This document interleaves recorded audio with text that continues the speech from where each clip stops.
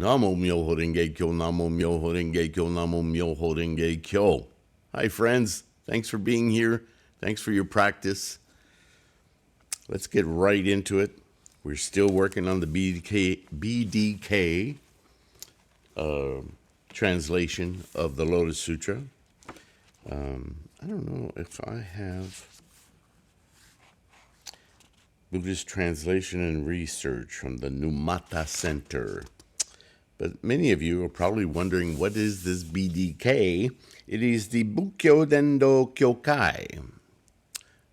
Bukkyo Dendo Kyokai. Numata Center for Buddhist Translation and Research. So it's an organization that came together, don't know what year, back in the 90s. Anyway, it consists of several scholars, Japanese scholars and American scholars, putting together their best effort at the translations of the known canon, what they call the Tripitaka, right? The teachings of Buddhism translated over the centuries. And so that is the BDK. This is the Lotus Sutra. They do not include, or as we would call it, the Threefold Lotus Sutra, which includes the Innumerable Meanings Sutra and the Meditation on Bodhisattva Universal Virtue, also known by other names, or the Closing Sutra of the Lotus Sutra. But I will research, I forgot to shave today, I will research and see if they have an independent translation of the Innumerable Meanings Sutra, and we could add that to this. But for the purposes of these playlists, I'm simply wanting to review scholarship of different translations of the Lotus Sutra, of which I introduced a couple more yesterday. So we'll be talking about the Lotus Sutra for a while. But that's okay, because as I discuss the Lotus Sutra with you, I'm always interjecting references to our practice, our Nichiren doctrine of the Lotus Sutra, and our understanding of modern Buddhism. Yes, so we are studying Buddhism, albeit using the Lotus Sutra as our taking off point, which that's what Nichiren did as well. Well, he also included much other scholarship, but anyway. So let's get into it. Buddha, or Shakyamuni, is now going to enter a verse portion, which, as I said before, I always appreciate even more than the storytelling, because it seems to get to the nuts and bolts of his sermon. And here we go. Suppose there were an affluent man who had a large house, and his house was very old, on the verge of collapsing. The halls were extremely dangerous, the pillars' bases rotten and disintegrating, the beams and framework dangerously tilted, and the stairways were falling apart. The fences and walls were cracked, the plaster was peeling off, the thatch roof was falling down, the rafters and eaves were coming apart, the partitions were everywhere askew, and the whole place was covered with filth. Now, you might be curious. This is a wealthy man. We've already heard the parable, right? This is a wealthy man, obviously has access to wealth beyond anybody's requisites or limitations, right? Why is his house in such bad shape? What, he's just lazy? What's going on? Remember that this is a parable. And so the parable sets up a condition. And the condition, and we already know, right? Spoiler alert, what this parable is about. But the condition he's setting up, even if it doesn't seem to make sense, is simply that in samsara, in samsara, we have all of this wealth, quote unquote, to do as we wish, and yet, because of our clinging, craving, our patterns of collecting data and ownership that leads to identity and arrogance and ego and all of it, we are not aware of the amount of disrepair our life is in. We keep running into things, right? Kicking our shins into things and so on and so forth, metaphors for life, as if we don't know why is this happening to me? I don't understand, right? With our heads on backwards, we keep running into things, right? So that's his analogy, is this man of unlimited means and wealth lives in this condition with 500 people living in this house. It's massive, right? And so you ask yourself, how could he live in such a condition? Okay. 500 people lived there, and moving around helter-skelter were kites, which is a type of hawk, if you didn't know, owls, hawks, there you go, eagles, crows, magpies, doves, pigeons, lizards, snakes, vipers, scorpions, centipedes, millipedes, newts, myriapods, ferrets, badgers, mice, rats, and other harmful creatures. I mean, this is a shamble. This is a slum, right? It was filled with stench. Who knows what that consisted of? And there were places overflowing with excrement. Okay, got our answer. All kinds of bugs had gathered there. This is an extremely 500 people. They must all be completely lazy. The word that comes to mind is addicted. Addicted to what, though? Certainly not hygiene. There were foxes, wolves, and vermin devouring, trampling, and gnawing on corpses. Oh, my goodness, dead bodies. Scattering bones and flesh about, and a pack of dogs, forcing each other out of the way, rushed to the spot. Frightened and exhausted from hunger, they were searching everywhere for food. Fighting amongst themselves, snatching at food, biting, snarling, and barking at each other, this house was terrifying. Oh, yeah. You made that picture clear. Corrupted to this grotesque condition, ogres of the mountain and valleys, yakshas and demons were everywhere, devouring human flesh. There were various poisonous insects, all kinds of harmful birds of prey, and beasts who were producing, rearing, and protecting their offspring. Yakshas were scrambling and fighting to devour them, and after sating themselves, evil thoughts would arise in them. The sound of their fighting was terrifying. The Kumbanda demons were crouching on the ground, sometimes rising up a foot or two, roaming about, pleasing themselves as they liked. They would catch 2 legs of a dog, beat it until it could not bark, and grabbing the other dog's neck with their legs, terrify it for their own amusement. Wow. You see how this prose portion is so much more intense than the story as we originally heard it. He's really displaying these realms of terror and despotism and just the lowest realms of human behavior, yeah? There were also other demons living there with large bodies, naked, dark, and gaunt. They were screaming horrifying howls, crying out while searching for food. Other demons were there, some with needle-like throats. What is that? While others had necks, like a cow's head. Some had those of human flesh eaters or dog devourers. Their hair was disheveled, like rank weeds, and they were destructive and malicious. Driven by hunger and thirst, they were crying and scurrying about. Once again, I'm reminded of heroin dens, and, well, not heroin, most of them pass out, right?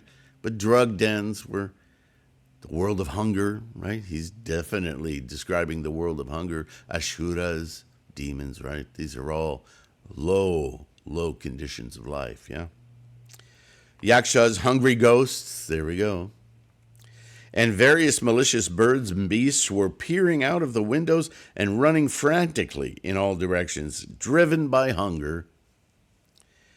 In this house, with its immeasurable terrors, there were many such horrendous things as these. Now, suppose this old and decaying house belonged to a man, and this man came out from it a short distance.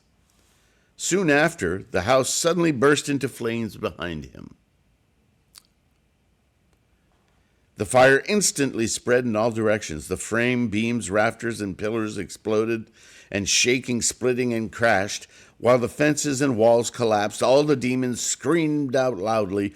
The hawks, eagles, other birds, and Kumbanda demons, panicked and terrified, could not get out. Hasn't mentioned anything about children, has it? Malicious beasts and poisonous insects concealed themselves in holes. There were also Pisaka demons dwelling there, who, because of little merit, were chased by the flames. They were tearing at each other, drinking blood and eating flesh. A horde of vermin had already died off, and a large malicious beasts raced to devour them, while the smoke of the stench flowed and filled everywhere.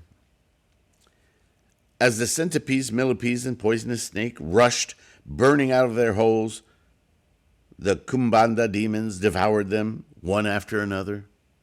So while all this fire and mayhem is going on in this dilapidated den of hunger and avarice and craziness and foolishness and greed, the predators were taking advantage, irregardless of the flames. Just, food. I can satisfy my hunger. While, the world is about to crush them, and they don't care as long as they can get just one more. Yum, yum, yum. Right?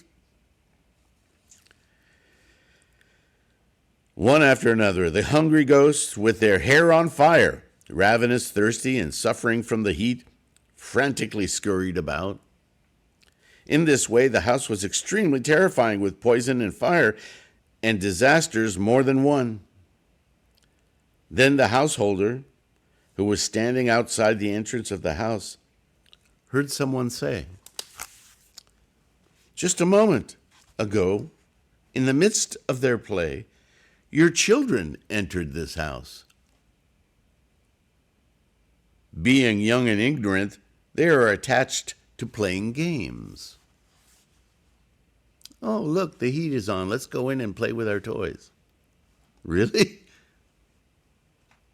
Forget the fact that this man has no business housing children in this horrifying place, but let's just follow along, see where this leads. Hearing this, the affluent man was startled, I would say, and went into the burning house to save them from the disaster of the fire. As he thought fit, he warned the children and explained the various dangers. There are malicious demons, poisonous insects, and the fire is raging everywhere. There are endless horrors, one right after another. There are poisonous snakes, lizards, vipers, yakshas, kumbanda demons, vermin, foxes, dogs, hawks, eagles, kites, owls, and centipedes, all acutely suffering from hunger and thirst, and all are extremely terrifying. These horrors are difficult to deal with, how much more so the conflagration, the fire. But the children, being ignorant, and I might add stubborn, would not listen to their father's warning, still attached to their games, clinging, craving, right? Not far off in condition from what he's just described. They kept right on playing. Screw that, I'm playing my game. Thereupon the affluent man thought to himself, "My children, by doing this, increase my distress." There is nothing to enjoy now in this house. Nevertheless, my children, who are absorbed in their play, will not accept my instructions, and so will be hurt, killed by the fire." Then he immediately thought that he should advise his children using various skillful means, and said, "I have a variety of unusual toys, such as fine carts adorned with beautiful treasures, yoked to sheep, deer, and oxen. They are just outside the gate. Oh, children, come out of the house. I had these carts made for you. Play with them as you like." Hearing about these carts, the children immediately started to push each other out of the way to get out of the house. Arriving at the open area, they escaped from the disaster. Phew! The affluent man, seeing that his children had escaped from the burning house and were standing at the crossroads, sat down on his lion's seat. I guess it's just in the front yard. Then he joyously said, obviously greatly relieved, "Now I am happy. It is extremely difficult to raise these children." Really, where's their mother? "Foolish and ignorant. They entered a dangerous house full of various poisonous insects, terrifying ogres from the mountains and valleys, and a raging fire that had broke out in all directions. In spite of this, these children were attached to their playing their games, but by causing them to escape from the disaster, I saved them, I guess, in this context. Therefore, my people, I now feel at ease." Thereupon the children, seeing their father sitting in peace, approached him, saying, "Please, Father, give us the 3 kinds of carts adorned with treasures that you just promised us when you said that if we, your children, came out, you would give us 3 kinds of carts just as we like. Now is the right time. Give them to us right away." The avarice, the greed, right? What's he really talking about here? A burning house in horrible condition? He may not live there with his children, right? We could assume he lived somewhere else, brought his children to come see his slum, and the children, not knowing any better, went running into the slum to play with toys. This wealthy man kind of has some questionable morals at this point, but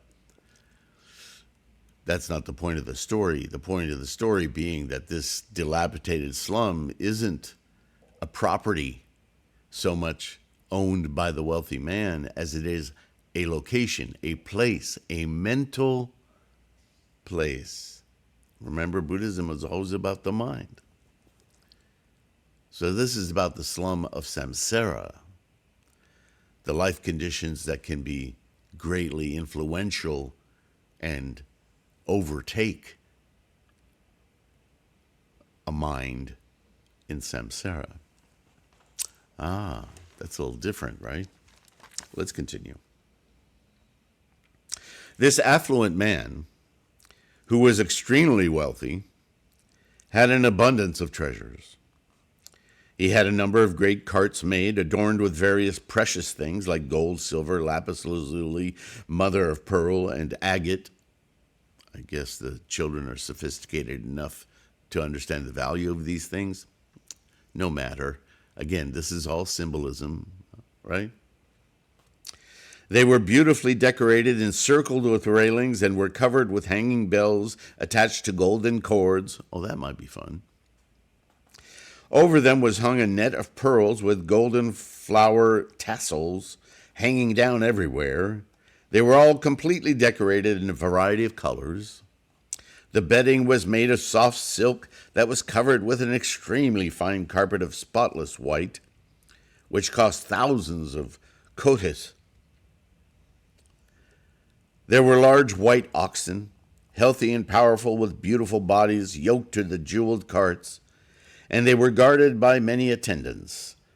When they were given the fine carts, the children were joyful and excited. Look at all the cool stuff. They got on the carts and drove delightedly all about, amusing themselves in play. They mastered them without difficulties. Now, the Buddha says to Sariputra, I am also like this. Oh? I am the father of the world. Oh. The best of the sages. All sentient beings are my children. Now, is he talking as Shakyamuni? He's talking as the Buddha, right? The Buddha said to Sariputra. Shakyamuni is merely giving the Buddha mind a voice, communicating Buddha-ness and its place, its position, if you will, its mental, what we would call powers, right? Transcendent powers, yeah? All sentient beings are my children. They are deeply attached to worldly pleasures, samsara. And they have no wisdom. They don't see what they're doing. They're just so enamored and addicted, craving and clinging to possessions and things, they don't see what's really happening in their lives. There is no peace in the triple world. Just like in the burning house, which is full of various suffering and which is extremely terrifying, if you see it objectively. Look at the world today, my friends. Look at all the wars going on, whether they claim to be wars or not. My goodness. The generals and warmongers, or hawks as they're called today, they must be just peeing themselves in glee with all the armaments and bullets and weapons, and they're sending all over the world, and the mayhem that's happening right now. Not just in violence, which extends far beyond war, right? The violence in our streets. You can't really know, no matter how secure you are or what neighborhood you live in, if you have any degree of protection against what is hungry beasts. When the hurricane came in and hit Louisiana back in 2015, I heard a lot of people worry that the criminals were getting out of jail. And to their astonishment, I said, well, the criminals aren't the people I'm worried about.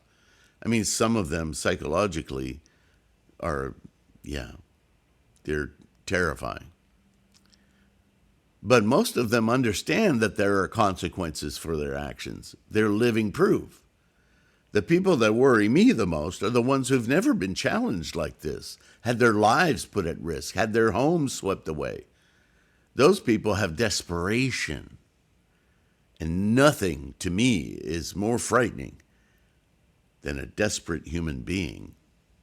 Desperation makes humans into very frightening animals, yes? That's what controls them.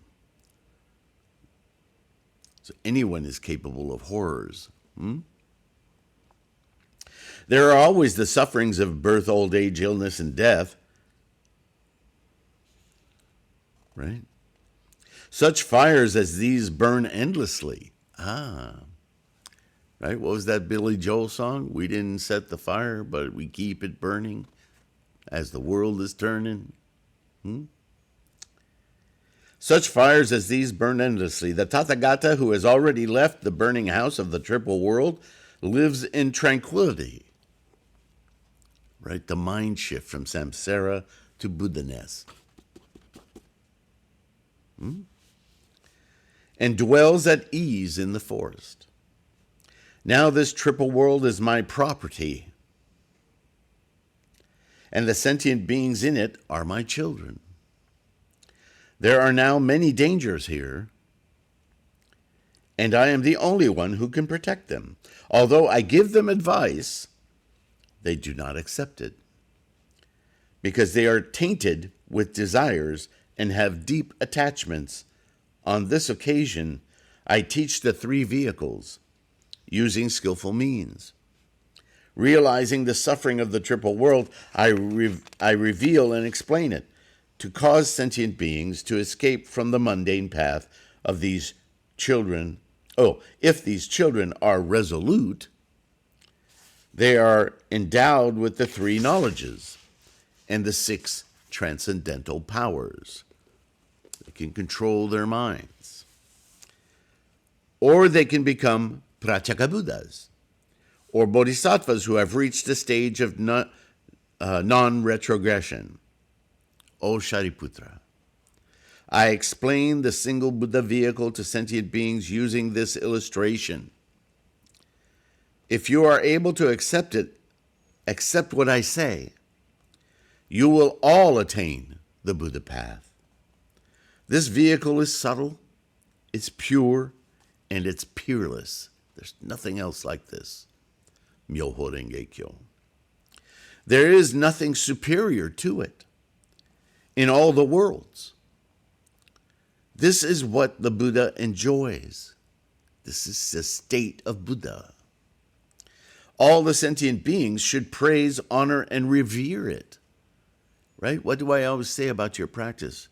Savor it. There are immeasurable thousands of kodas of powers, liberations, meditations, wisdom, and other attributes of the Buddha. I cause my children to obtain such a vehicle and let them play continuously, day and night, for kalpas. I cause the bodhisattvas, as well as the shravakas, to board this jeweled vehicle and lead them directly to the terrace of enlightenment. For this reason, there is no other vehicle but the skillful means of the Buddhas, even if one seeks in all 10 directions. I tell you, Sariputra, all of you are my children, and I am thus your father. Since you were burned by the fire of various sufferings for many kalpas, I saved you all. I liberated you all, right? I've led you by leading you out of the triple world, although I have previously told you about your parinirvana. You have only extinguished birth and death and have not actually attained nirvana. You should now seek only the wisdom of the Buddhas. If there are any bodhisattvas in this assembly, they should listen single-mindedly. Right? This is Nichiren, this is Shakyamuni saying this. To the real teaching of all the Buddhas, those sentient beings whom the Buddha Bhagavats lead and inspire with skillful means are all bodhisattvas, you and me. Because people have little knowledge and are deeply attached to pleasures, I teach them the truth of suffering, i.e. the first noble truth. And those sentient beings rejoice, having attained such an unprecedented experience. The truth of suffering taught by the Buddha is nothing but the truth. To those who do not know the origin of suffering, the second noble truth, who are deeply attached to its causes and unable to abandon them even for a while, I teach the truth about the path to its cessation, using skillful means.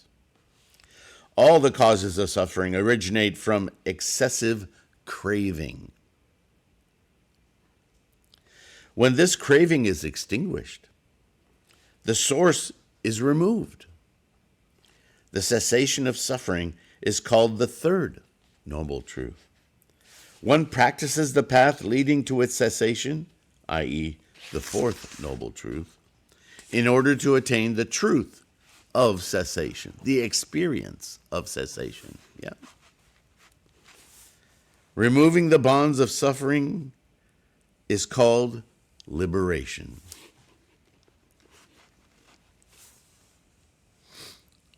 They have merely removed false views and called that liberation.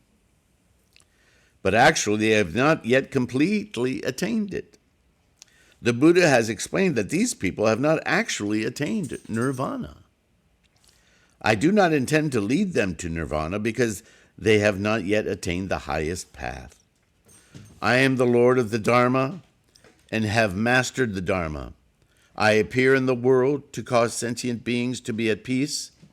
O you, Sariputra, teach this my Dharma sign to benefit the world. Wherever you may go, never propagate it recklessly. You should know that those who hear, rejoice, and fully accept it have reached the stage of non-retrogression. Those who accept the teaching of this sutra, Myoho Renge Kyo, have formerly seen the Buddha in the past, honored and paid homage to them, and also heard this teaching.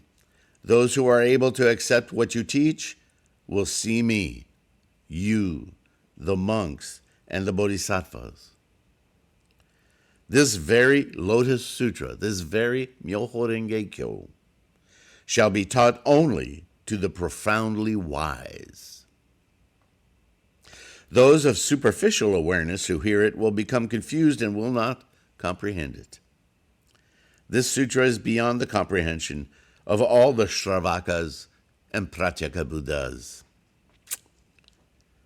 O you, Sariputra, even you understood this sutra only through resolve. Again, a wrong word here, faith. It is no wonder that the other disciples cannot. They accept this sutra because they believe the Buddha's teaching, but it is beyond their intellectual comprehension. O Sariputra, never teach this sutra to those who are arrogant and lazy, or to those who hold false views about the self, that the self is a permanent thing, that is eternal, that goes through time, whether you call it a self or a soul. Shakyamuni is saying false views about the self. That's what he's pointing at. Don't waste your time. They'll have to come to it on their own terms. But if you waste your energy teaching them, you are defiling the teaching. This is a strong admonition, isn't it? What did he say? Don't teach this recklessly. Never teach it to those people of superficial awareness who are deeply attached to the desires of the five senses, since even if they heard it, they would not understand. Those people who will not accept and who disparage this sutra will consequently destroy the seed of Buddha in the entire world. Now, I want you to think about organizations that tell you to chant for things. Completely anti-Buddhist, right? The things are samsara.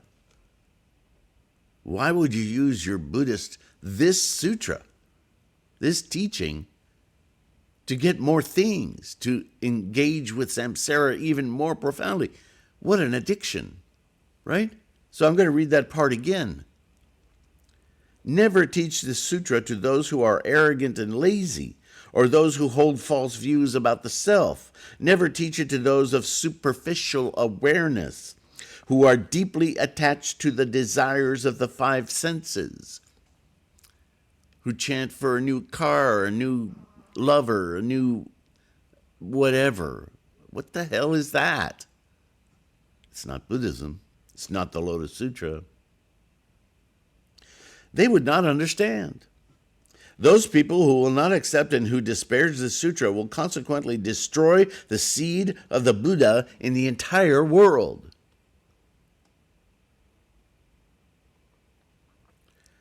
Now listen to what I teach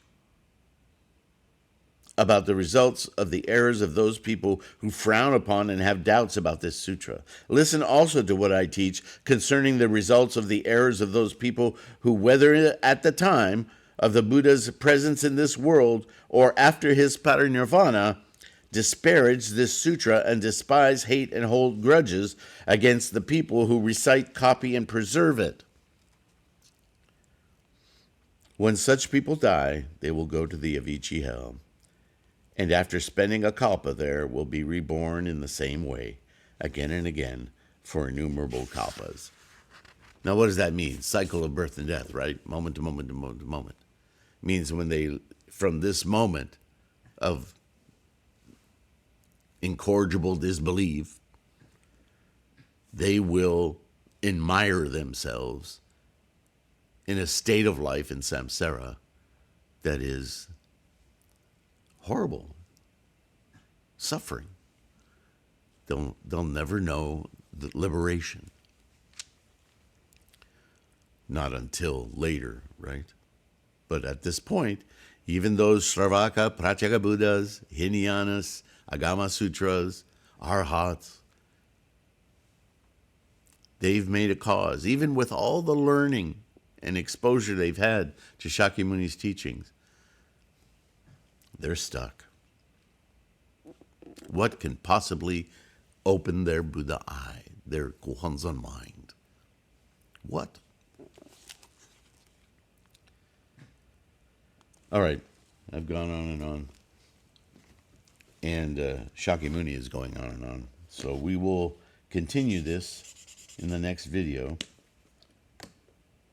But do you see how specific he is in the prose portion? He doesn't mess around. So I hope you're getting this. I hope this is giving you some insights, helping you stay dedicated in your practice. In the meantime, please take care of your health. If you can, patrons on Patreon and PayPal, Namo Myo Renge Kyo, you're great bodhisattvas, helping us expand our Sangha and our reach for this resource to inspire and help others stay strong in our practice, yeah? So thank you for that. Please be kind to yourself. Take care of your health. And I will see you in the next video. All right? Bye for now.